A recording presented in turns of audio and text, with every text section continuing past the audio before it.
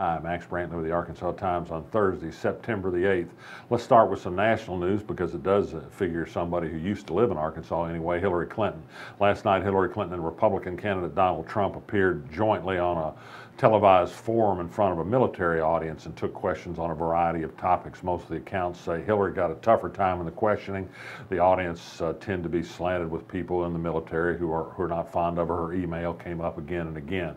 But really, how well did they do? The Republicans continue to say that Hillary Clinton just doesn't look presidential, and the Republican National Committee chairman said she didn't smile enough last night. These are code words for the fact that she's a woman and she's rhymes with witch and therefore is not suited to be president, because we know only orange dyed hair men are suited to be president. But in any event, Trump had his problems too. He trashed the generals of the United States. He spoke warmly of Vladimir Putin, the Russian dictator who's been known to do some criminal seeming acts in running of his country. He continues to be dishonest about where he stood on the Iraq war and change of regime in Libya.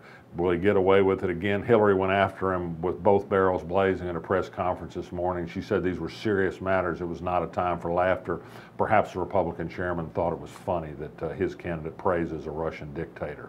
Elsewhere, there is some Arkansas news. The University of Arkansas Board of Trustees today gave its final approval to a big expansion of Razorback Stadium in Fayetteville. It's a $160 million project that will cost more than $225 million once you count the interest on the $120 million bond issue.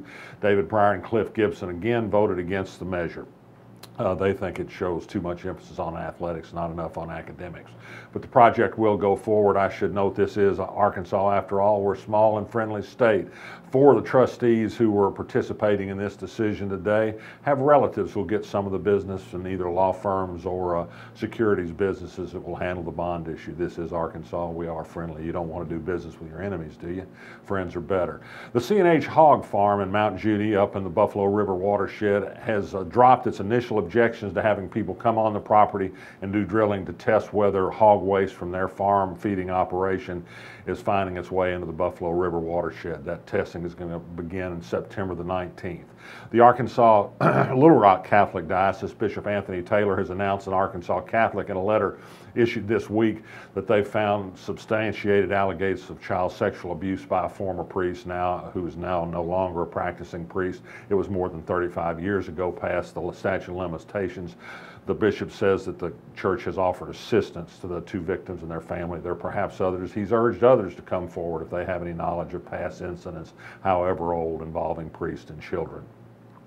The Democratic Party is still going after Mark Martin, the Secretary of State. They still say he still has not complied fully with requests for information about his effort to purge some 7,000 people from voter rolls based on a list that he knew was wrong and knew contained the names of eligible voters. They may yet sue, perhaps as early as this week. The Hot Springs City Council is tired of people who stand out along roadways and hold up signs asking for money because they're in desperate straits. They're going to make that a crime now if you ask for money of somebody in a car in a public right-of-way. Second offense could get you in prison for up to a year. I guess you'd at least be fed then, I suppose. We're going to have quite a showdown in Arkansas next week. We now have 3 proposals for new monuments on the state capitol grounds. There's the 10 Commandments. There's the Satanic Temple's Baphomet statue, and now comes the Selene's Atheist and Skeptics Society, which has a proposal to put a brick wall on the grounds between these other monuments and the Capitol. The idea is the separation of church and state. They just propose to put some simple quotes on there from some famous people like Thomas Jefferson that advance the idea that government and religion should not mix. Sounds like a pretty good idea to me. I'd urge you to take a look at arkansasblog.com. I wrote something last night about a rare visit to church. No, the church didn't fall down, but I nearly fell to my own knees in praise of the speaker, Baker Kurrus, the former Little Rock School District superintendent.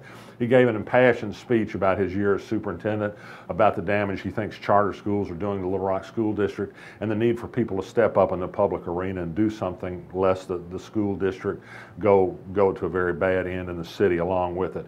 He made some statements. It sounds like he may have politics in mind for the future. He didn't specify an office, but I think if you'd heard the speech I'd heard, you'd say, "Run, Baker, run." I'm Max Brantley. I'll be back tomorrow.